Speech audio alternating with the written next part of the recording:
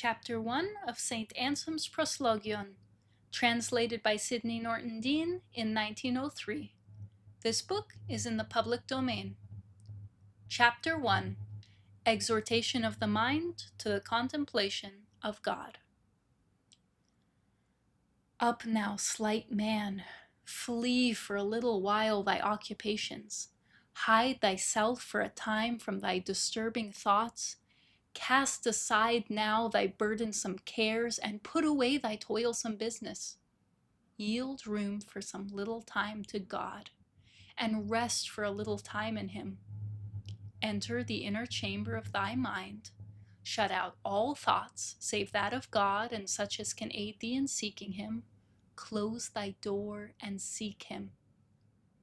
Speak now, my whole heart, speak now to God, saying, I seek thy face, Lord, will I seek. And come thou now, O Lord my God, teach my heart where and how it may seek thee, where and how it may find thee. Lord, if thou art not here, where shall I seek thee, being absent? But if thou art everywhere, why do I not see thee present? Truly thou dwellest in unapproachable light. But where is unapproachable light, or how shall I come to it? Or who shall lead me to that light and into it, that I may see thee in it? Again, by what marks, under what form shall I seek thee? I have never seen thee, O Lord my God. I do not know thy form. What, O Most High Lord, shall this man do, an exile far from thee? What shall thy servant do, anxious in his love of thee, and cast out afar from thy face? He pants to see thee, and thy face is too far from him. He longs to come to thee, and thy dwelling place is inaccessible. He is eager to find thee, and knows not thy place. He desires to seek thee, and does not know thy face. Lord, thou art my God, and thou art my Lord, and never have I seen thee. It is thou that hast made me, and hast made me anew, and hast bestowed upon me all the blessings I enjoy, and not yet do I know thee.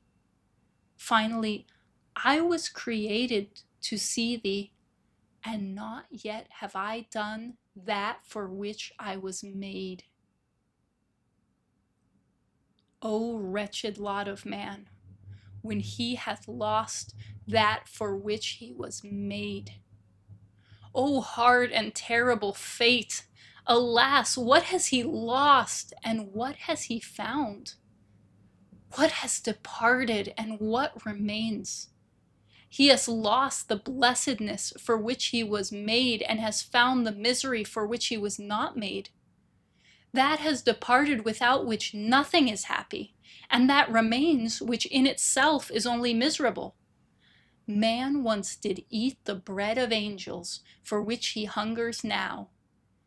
He eateth now the bread of sorrows, of which he knew not then. Alas, for the mourning of all mankind, for the universal lamentation of the sons of Hades. He choked with satiety, we sigh with hunger. He abounded, we beg. He possessed in happiness, and miserably forsook his possession. We suffer want in unhappiness, and feel a miserable longing, and alas, we remain empty. Why did he not keep for us, when he could so easily, that whose lack we should feel so heavily? Why did he shut us away from the light, and cover us over with darkness? With what purpose did he rob us of life, and inflict death upon us? Wretches that we are, whence have we been driven out? Whither are we driven on? Whence hurled? Whither consigned to ruin? From a native country into exile. From the vision of God into our present blindness, from the joy of immortality into the bitterness and horror of death. Miserable exchange of how great a good for how great an evil. Heavy loss, heavy grief, heavy all our fate. But alas, Wretched that I am, one of the sons of Eve, far removed from God. What have I undertaken? What have I accomplished? Whither am I striving? How far have I come? To what did I aspire? Amid what thoughts am I sighing? I sought blessings, and lo, confusion. I strove toward God, and I stumbled on myself. I sought calm in privacy, and I found tribulation and grief in my inmost thoughts. I wished to smile in the joy of my mind, and I am compelled to frown by the sorrow of my heart. Gladness was hoped for, and lo, a source of frequent sighs. And thou too, O Lord, how long? How long, O Lord, dost thou forget us? How long dost thou turn thy face from us? When wilt thou look upon us and hear us? When wilt thou enlighten our eyes and show us thy face? When wilt thou restore thyself to us? Look upon us, O Lord. Hear us, enlighten us, reveal thyself to us. Restore thyself to us, that it may be well with us. Thyself, without whom it is so ill with us. Pity our toilings and strivings toward thee, since we can do nothing without thee. Thou dost invite us, do thou help us. I beseech thee, O Lord, that I may not lose hope in sighs, but may breathe anew in hope.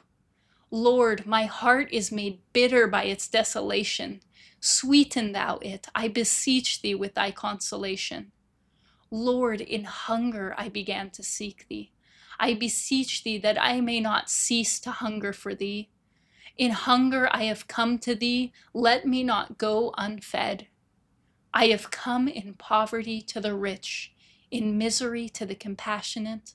Let me not return empty and despised. And if, before I eat, I sigh, grant, even after sighs, that which I may eat. Lord, I am bowed down and can only look downward. Raise me up that I may look upward. My iniquities have gone over my head. They overwhelm me, and like a heavy load they weigh me down. Free me of them. Unburden me, that the pit of iniquities may not close over me. Be it mine to look up to thy light, even from afar, even from the depths.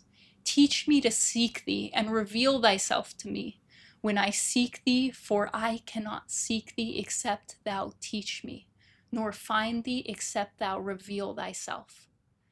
Let me seek thee in longing. Let me long for thee in seeking. Let me find thee in love, and love thee in finding. Lord, I acknowledge and I thank thee that thou hast created me in this thine image, in order that I may be mindful of thee, may conceive of thee, and love thee. But that image has been so consumed and wasted away by vices, and obscured by the smoke of wrongdoings, that it cannot achieve that for which it was made, except thou renew it and create it anew. I do not endeavor, O Lord, to penetrate thy sublimity, for in no wise do I compare my understanding with that. But I long to understand in some degree thy truth, which my heart believes and loves. For I do not seek to understand that I may believe, but I believe in order to understand. For this also I believe, that unless I believed, I should not understand. This was chapter 1 of St. Anselm's Proslogion, translated by Sidney Norton Deane.